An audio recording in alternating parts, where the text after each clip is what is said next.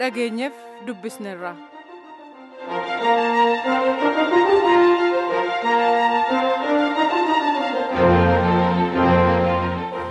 Dhaabni madda walaabuu faawundeeshin jedhamu amajjii tokko bara 2014 kaasee raadiyoo sagalee Oromoo jedhamu jalqabuuf kan jiru ta'uu beeksisee jira. Dhaaba bu'aa argachuuf hin hojjenne kana Oromoota muuxannoo gaazexeessummaa qaban kanneen Ameerikaa fi addunyaarra faca'anii jirantu walitti dhufuudhaan jalqabaa jedhu daayirektarri dhaaba kana obbo Aliyyii Galatoo Awustiraaliyaarra tujubee taasofsiise. Akkuma nama biyya baqatee biyya ormaa jiru tokkotti biyya keenya akka nama yaadatu tokkotti biyya keenyaaf maal goona waan jenneeti yeroo adda addaatitti waa adda addaa dalagaa turre ammatti ammoo duulli karaa miidiyaatiin saba Oromoo irra deemaa guddaa waan ta'eef lolli gara miidiyaatiin illee akka malee waan deemaaruuf yaada Oromoo, ilaalcha Oromoo, rakkoo Oromootiif jabeenya Oromoo, Oromootaan miidiyaa Oromoo irratti dhiyaachuu qaba. Yoo kanan taane taate wanti Oromoo akka maletti dhiyaataati rakkoo adda addaa uummata Oromoo keessatti dabalaa deemuu waan danda'uuf jecha akka Oromootitti yaada Oromootiin miidiyaa Oromoon qabaachuu qaba. Ka jedhurraa namni 8 walitti dhufneeti boodarraa nama 16 taaneerra ammoo dhiyeennatti gara nama 190 ofitti dabaluuf deemna jechuudha. Raadiyoon sagalee Oromoo jedhu kun eessarraa darba obbo Aliyyi? Reediyoon kun Beeljeemii oofisa Ameerikaallee qabanii Waashingtan DC fi Mayaamii qabanii bakka adda addaarraa hojjetan jechuu qilleensa irratti karaa intarneetiitii hojjanneeti namni tokko ediitii godheeti sarvee irratti uploadii godha jechuudha. Waajjirri isaa guddoon yookaan maadheen isaa eessa maaddeffate? Maadheen isaa Waashingtan. Ati ofii keef biyya Awustiraaliyaa keessa jiraatta warri kaan immoo kutaalee adda addaa keessa yookaan biyyoota adda addaa keessa jiru attamiin qindoominaan waliin hojjettu? Nu baay'een keenya ijaan wal arginee hin jirru qilleensuma irratti walgeettiillee geggeessinaa waan hojjannu mara teknooloojiin toleera amma nam Melbourne jira. Namni gariin Hoolaandi jira, gariin Ingiliiz London jira, Kanaadaa jiranii, Ameerikaa keessa isteet adda addaa jiranii haa ta'u qilleensarra walitti dhufneetuma karaa teknooloojii fayyadamneeti yaada keenya akkasuma walitti qabnee waa hojjannullee qilleensumarra hojjanna itti dabarsinullee teknooloojii fayyadamneeti waan maraa hojjanna jechuudha. Dambalii kamirratti darba? Meetirbaandii 16. Yoo darbeen booda websaayitii keenyarra ta'a oromovoice.org irra jira waan darbumaa achirra kenna jechuudha poodkaastii gooneeti. Sagaleen Oromoo kan jedhu raadiyoon keessan kuni maalirratti fuulleeffata? Maalirratti hojjechuuf jira? Sagantaa gara 6 qabnaa tokko tibbaana current affairs jechuu waan yeroo ammaatitti ilaalcha Oromoo miidhuu danda'u fayyaduu danda'u addunyaa kana keessa waan deemu dhiyeessu kaayoo jedha. Kaayoon siyaasaa irratti, aadaa irratti, afaan irratti, seenaa irratti, mirga ilma namaa irratti hundeeffama. Hundeen ammoo waa'een akka diinagdee irratti, waa'ee lafaa irratti, waan qilleensaa irratti, waan uumamaa irratti hundeeffama. Mala jireenyaa jedha waa'ee amma saayinsii, teknooloojii, dandeettii qarooma adda addaa kanneen beektota Oromootiin akkaatatti mala jireenyaa uumaniiti jiruu kanatti jiraatan dhiyeeffama.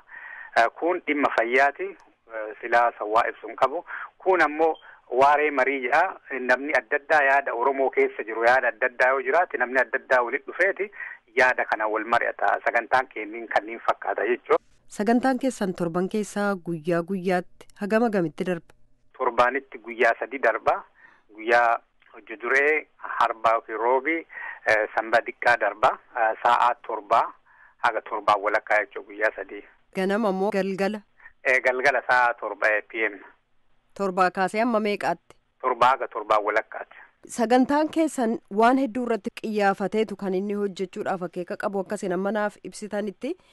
Fakkeenyaaf miidiyaan tokko oduu walitti qindeessee gabaasuudhaaf yookaanis immoo oduu qabatamaa dabarsuudhaaf oduu gabaastota barbaachisaa haala biyya keessa jiru oduu gabaastota qabdu moo attamiin argattanii walitti qindeessitanii gabaasuuf qopheettirtu? Hin qabna nama biyya adda addaa keessaa biyya ollaatiillee biyyaallee nama hin qabna ammoo adaduma sagantaan keenya babal'ataa deemuun nama irratti dabalaa deemna karaa biraatiin tiwiitarii qabnaa feesbuukii qabnaa karaa teknooloojii namni yaada jiru akkaataa nu akka salphatti dabarsuu danda'u qopheessineerra mala adda addaa dhoofneerra akkaataa oduu addunyaa kanarraa itti funaanneeti ummataatti dhiyeessinu mala adda addaa dhoofne irraa nama hin qabna biyya keessaallee biyya ollaatiillee.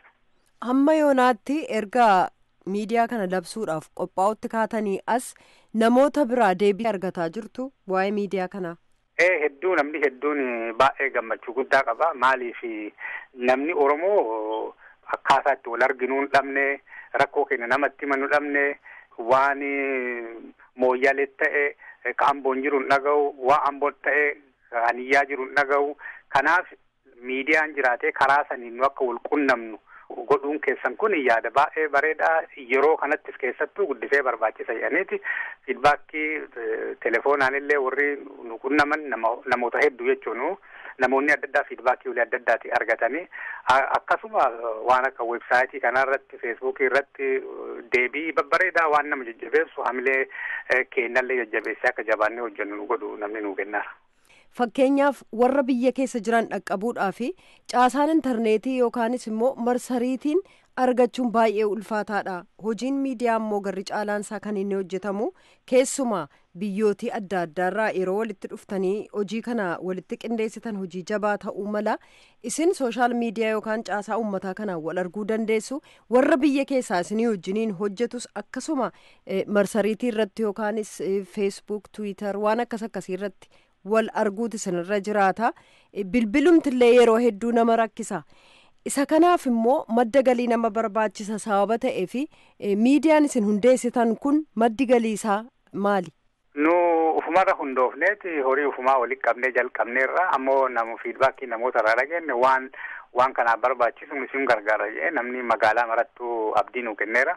Ammoo dhaabni nu ijaarre kun non profit organization waan ta'eef fandii adda addaa biyya adda addaa keessa jiru kanarraallee fandii adda addaa appilaayi gooneeti akkaataa horii itti burqisiifneeti waan kana ittiin gargaarru malli adda addaan jirra. Yeroo waan kana goonu ji'a 8-9 nurraa fudhate addunyeetuma kaanee miidiyaan bannan jenne haala kana maaltu jira, akkamitti deemuu danda'a, rakkoo akkamittiin nu mudata, wanti kunuu barbaachisaa jennee waan barbaachisu kana dokumentoota adda addaa qopheessinee mala barbaachisu waan maraa irraa hojjannee kaaneeti waan kana gabbaasuu fi armaan baane malee waan ta'amuu qabu maraa itti ilaallee yaanneeti waan kana hojjechuu hin dandeenya ka jedhurraa waan kana baane. Ammoo waan maraa waan goonullee baafneeti miidiyaa irratti dubbachuun illee xiqqoo rakkisa.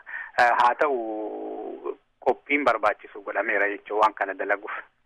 Rakkoo miidiyaa ilaalchisee keessumaa reediyoo fakkeenyaaf isin gara biyyaatti kan isin tamsaasuudhaaf qophaa'utti jirtan yeroo hedduu reediyoon gara biyyaatti darbu keessumaa biyyootii alaarraa gara biyyaatti yeroo darbu haala siyaasaa yookaanis wanta ijoo ta'e yeroo tuqamu yeroo inni itti ukkaamsamutu jira. Reediyoo ukkaamame sana immoo deebisanii dambalii gara biraarra gorsuudhaaf ammas rakkina ta'uu danda'a. Isa kana yaada keessa galchitaniittu? Akka gaarii malee maaliif yeroo waan kana dalnu waan amma maalfaatu waan kana dhaabuu danda'a, maalfaatu rakkoo akkamii seenuu dandeenya waan jennu keessaa tokko waan kana mootummaan Itoophiyaa bilookii godhuu hin danda'a akka namni hin dhageenye akkuma armaan dura sooshaal miidiyaa ta'ee reediyoo ta'ee televezyiinii adda addaa bilookii godhu kanallee wanti inni dhoogginee fi hin jiraatu.